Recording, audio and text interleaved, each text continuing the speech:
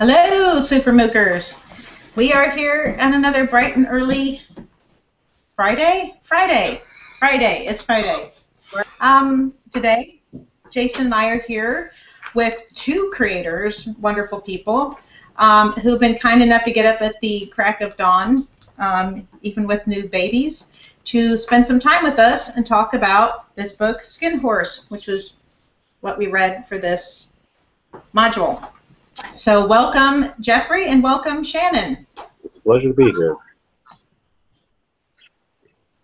So Shaenon, thank you for showing up, especially since you just had a baby. Yeah, congratulations. Yes, I did. Thank you. Like a week and a half ago. Yeah. Wow. I wouldn't be functioning yet. So, all right. Well, the first question, what we talked about immigration for this month. And so can you just tell us a little bit? He's out on the deck with his grandmother right now. Oh, okay.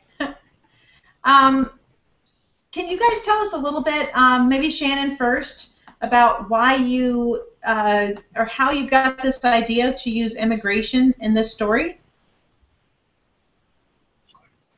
I didn't.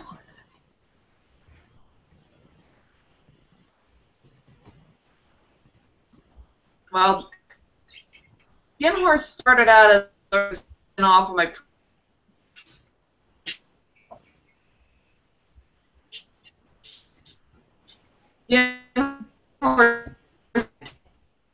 but the concept came out of the idea that one of the characters in Narbonic was Artie, who was a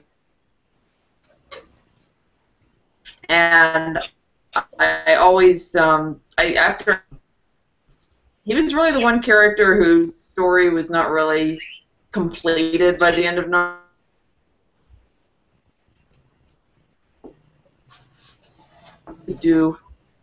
after Narbonic, I thought about doing a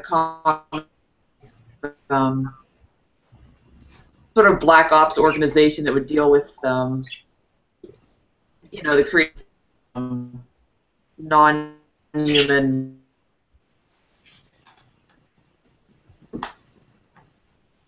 with non-humans itself. So, and that was when it sort of came there for me that I wanted it to be all about these sort of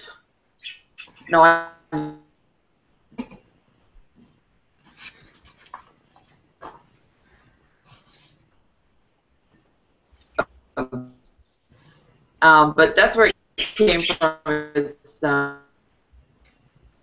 like the sort of non-human character dealing with the government, but then the idea of the government office being staffed itself by non-humans was the part that really interested me, because I wanted to be mostly about, oh, there goes my parakeets, because I wanted to be mostly about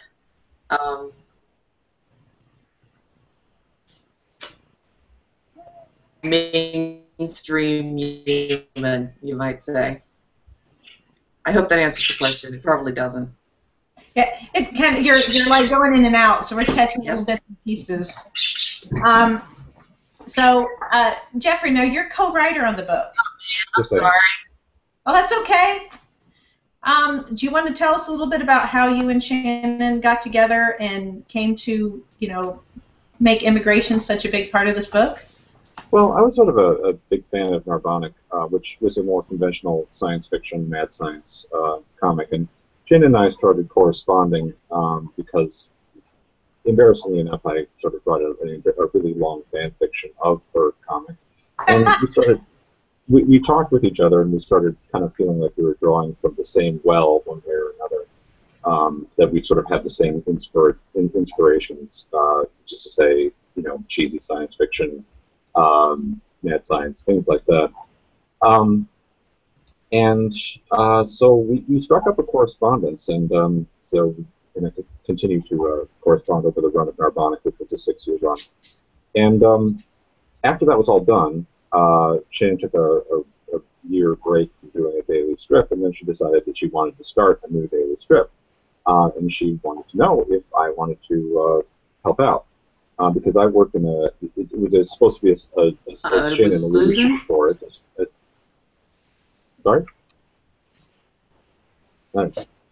As Shaenon alluded to before, it's a story set in a sort of a fictional government welfare organization. It basically exists to try and help out the needs of these non-human sapiens that were created by mad scientists, but are not actually like citizens of America, because they were created, they have rights. So these half-beast men and robots and things like that. And so she thought that I would, my real life work in the government social service agency would help inform the scripting. So she wanted me to sort of sign on as co-writer, and I thought that would be great, because obviously I'm a huge fan of Shaenon's, and that's how it started. So cool. So, but yeah, it is kind of, there is sort of there is sort of an immigration metaphor, which is to say we have these creatures demonstrably part of society. They're trying to carve their own niche in American life, but they have no functional rights. They don't have they face challenges because the people that can see them are threatened by them because of their they have sometimes a monstrous and scary appearance, and some people, due to the the way the universe works in the universe, can actually not perceive them at all. There's sort of a weirdness filter, reality filter on this. So they're facing a number of challenges on integration in society, and it's a government social services agency. We're just trying to sort of help them out as they continue to do that. So yeah, I mean, I think there is definitely you could definitely, if you wanted to get metaphorical about it, you could definitely draw parallels to immigration issues. Well, yeah. America. Yeah. Especially just a few opening pages, just with the lion. That's something that people feel. You've got immigration going on, or you've got an immigrant. You've got this non-sapient, non-human. It's a lion, but with human insides, and so he's not. Right. But he goes into the zoo because thinks he should because he's a lion, but he just doesn't quite know who he is and where he belongs. And I think that's something that a lot of immigrants deal with. Right, exactly. So there's just tons of immigration. And then you've got the 10 different beings down in the basement. There's like 12 different. Yeah, there's 12, and they all have to decide, who's in charge, and so they make their group, and there's so many things about representation, and there's just really this whole, and that's why we chose it for this modules, because there's this whole immigration thread through the entire book. Right, and we're glad you did, of course. So Shaenon keeps bouncing in and out, so we don't know if we're Shannon's bouncing in and out. We can hear her, I think. Yeah. Okay. My internet's really bad.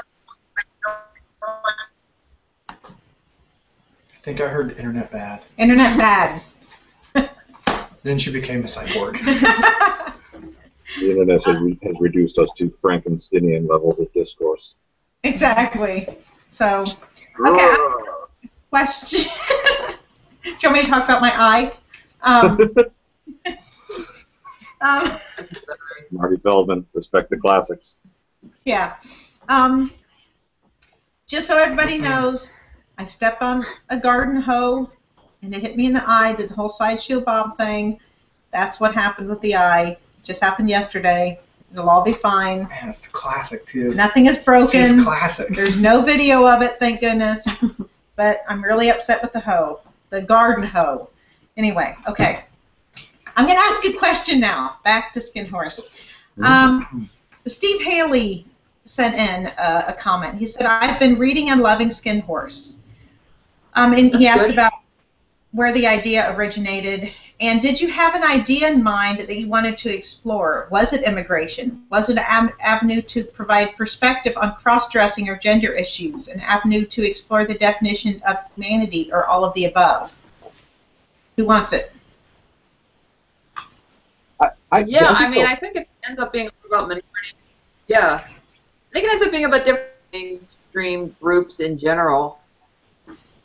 I mean, what do you think, Jeff? I'm sorry, you were about to say something. It's all right. I mean, the title Skin Horse, of course, for those of you who don't know, and probably most of you do, it's a reference to Marjorie Williams' The Velveteen Rabbit, where the Skin Horse is the old wise toy in a nursery who's advising the titular character of the Velveteen Rabbit on what it is to become real rather than a toy. And I think that a lot of the metaphors in Skin Horse, a lot of the struggles that the characters are going through, is this concept of how to attain reality, whether it be through social recognition of their status, whether it be being yourself when society tells you to be something else. So yeah, I mean, I think it is about kind of what it is to be human, but also finding out what it is to be not human. For those who legitimately are not human, just how to be yourself in a world that doesn't always value that.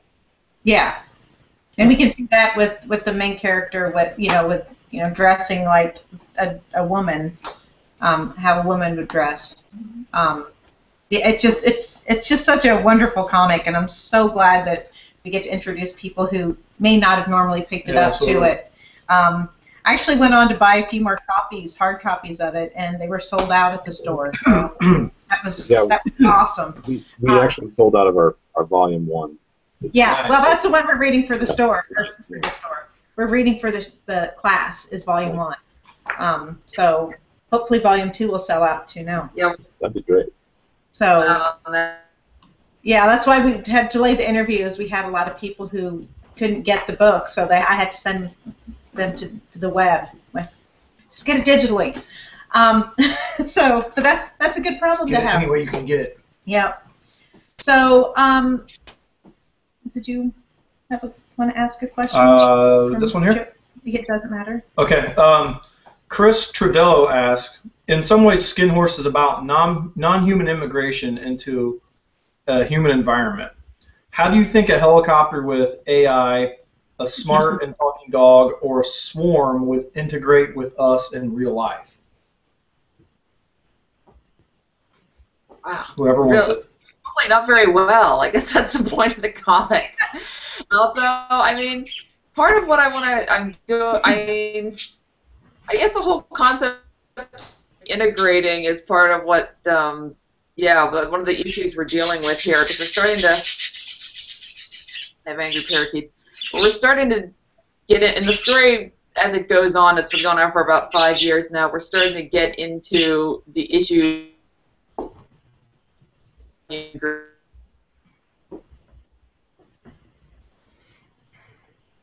And now, well, real and like I guess the human or societal.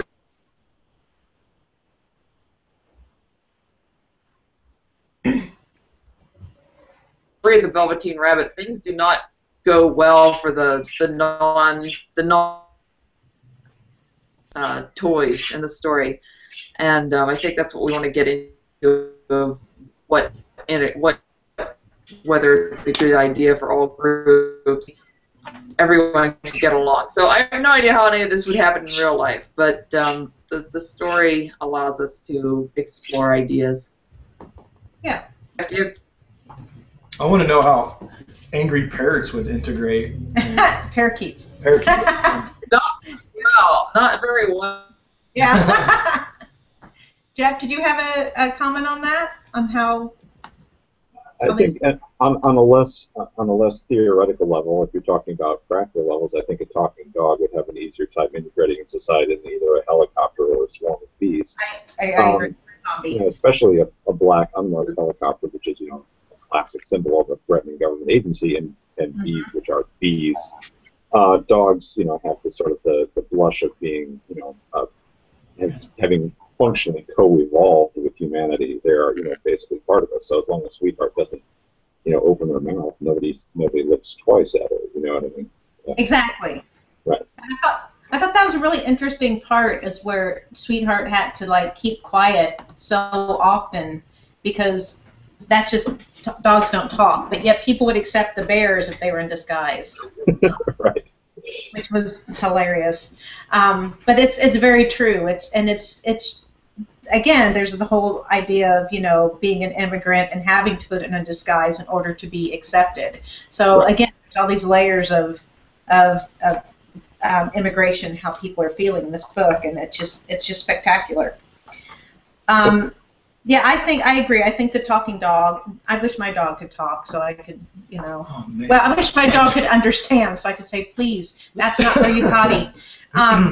So, and it could really be, "Oh." So there you go. We have another question. Wait, it would tell you that or call me that? Tell me that. Oh, okay. Anyway, that was not abuse. That was. That's what happens all the time. Joseph Music. He asked, what, in your opinion, constitutes a good webcomic? How does a medium make creating it for other graphic presentations, comic books, comic strips? And if you use guided view, does it alter the storytelling? And he's kind of new to webcomics, and he wants to know, how does he approach reading Skin Horse? I mean, should he read it in print? Should he read it online? That's kind of his question. And then you're the theorist. Nobody takes that one. I mean, the thing.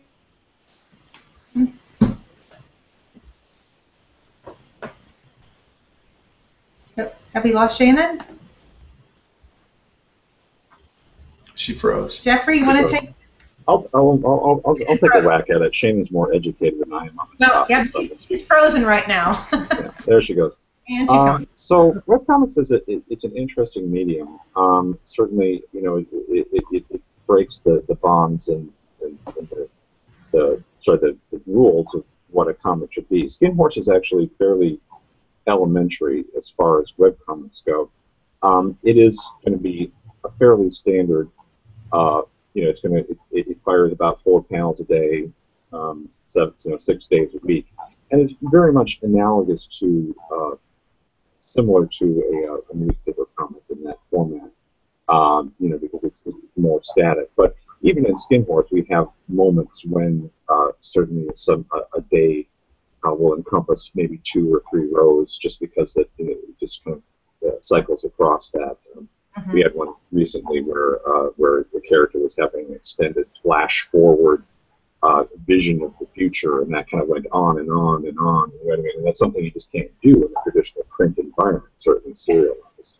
And Skin Horse doesn't really, you know, is not super experimental when it comes to that.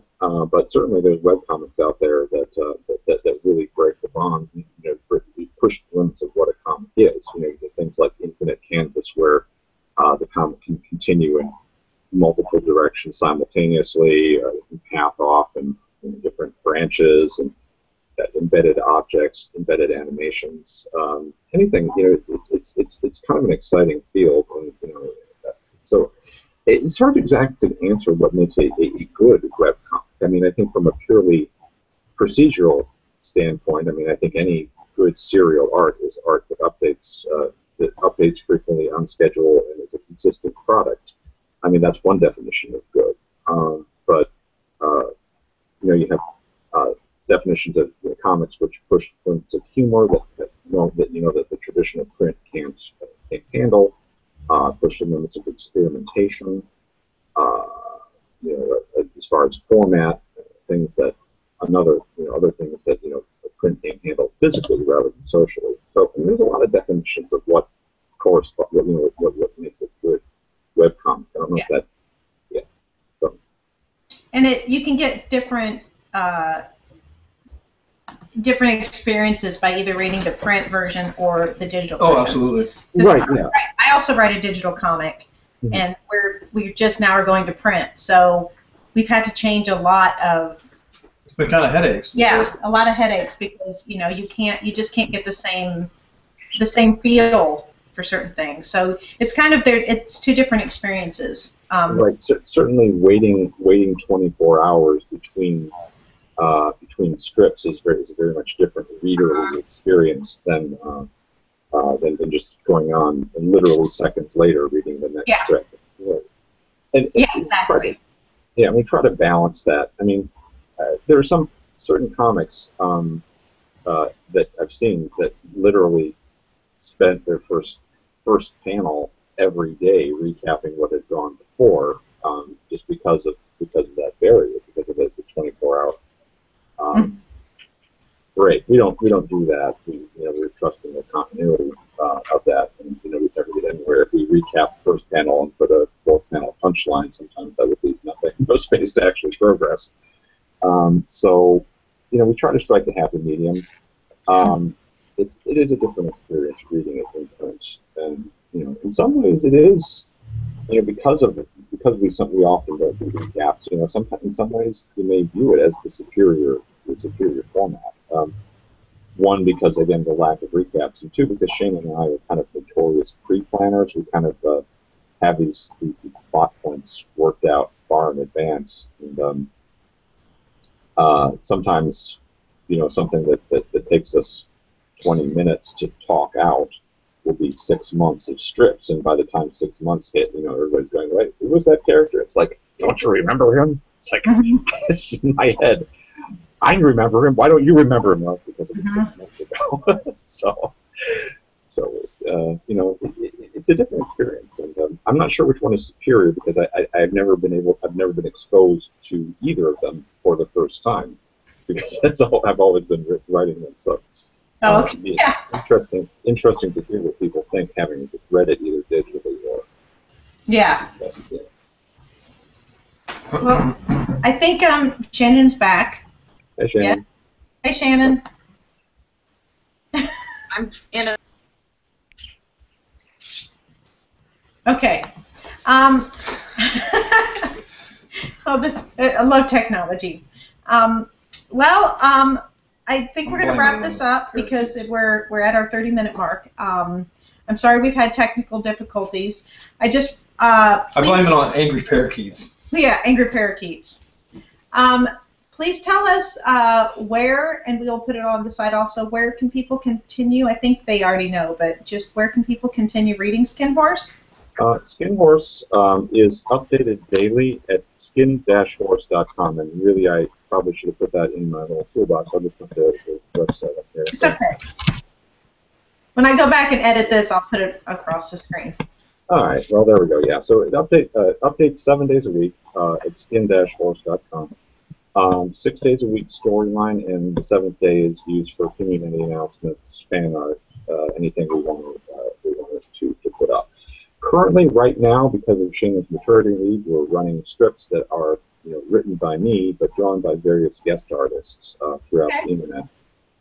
So it's not probably right now. It's not maybe the best representation of Shaenon's art, because Shaenon's art is not present on the site. But yeah, certainly it's going to continue updating daily for as long as the story takes to play out, God willing. So. And any other stuff in the works for either of you?